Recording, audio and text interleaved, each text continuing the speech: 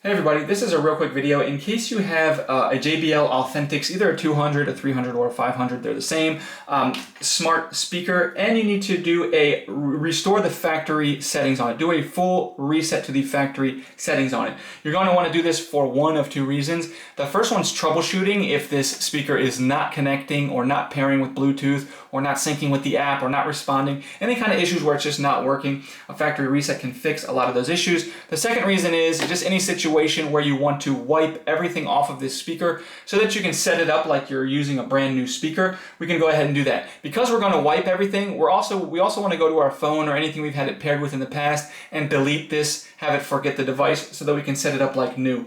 But all we're going to do is we're just going to come in with the speaker on. We're going to come in and press the play and the heart buttons and press and hold them for more than 10 seconds. So just keep holding. And once it does the reset, the speaker will automatically power off. You can go ahead and let go, and the speaker will automatically turn back on, at which point you can go ahead and set this up like you're setting up a brand new speaker. So let me know if this worked for you. If it did, if you could leave me a like, I'd really appreciate it. Thanks a lot for watching.